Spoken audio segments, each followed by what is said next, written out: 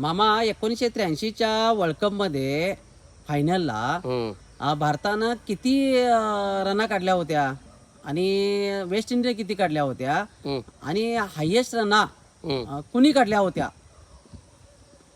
भारतामध्ये पहिला India batting घेऊन 183 स्कोअर मारले. त्याच्यामध्ये Srikanth 38 run highest score. Malcolm मार्शलला पहिलाच बॉलला 4, दुसऱ्या बॉलला 6 मारला. काय हायेस्ट स्कोअर श्रीकांत 38 रन मारला. नंतर मोहिंदर अमरनाथ बहुतेक करून 26 का 28 रन मारलेला आहे. त्याच्यानंतर टोटल स्कोअरच इंडियाचा 183 झाला.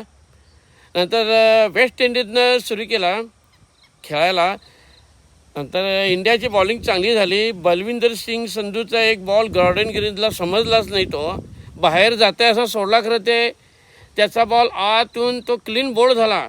गॉर्डन ग्रीन दांडी उडाली गॉर्डन ग्रीनची. हां, त्याच्यानंतर मदनलालच्या बॉलिंगवर व्हिव्हन रिचर्डची कॅच घेतला. कपिल देव जवळजवळ 30 पावलं पळत जाऊन परतून कॅच घेतला तो 30 पावलं.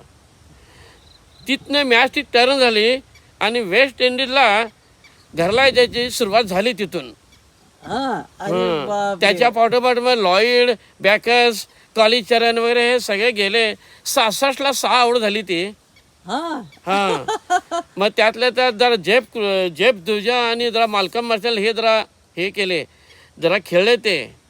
त्याच्यानंतर मात्र ती पूर्ण टीम 140ला ऑल आऊट झाली. 43 रनने मॅच इंडिया जिंकली ती. काय सांगायलाय? 1983 आणि 1983 आणि इंडियाचा स्कोअर 183 आणि मॅच जिंकली 43 रनवर. इंडियाला शुभ हे 3 आकडा आहे. अरे वा. आणि त्या फायनलमध्ये टोटल त्या कम्प्लीट त्या वर्ल्ड कपच्या फायनलमध्ये रॉजर बिन्नीनं 18 विकेट हायेस्ट विकेट घेतला. काय सांगायलाय? हा, अरे बाप रे, भारी की. Roger Binny Roger Binny. Prudential Trophy, federally deserved.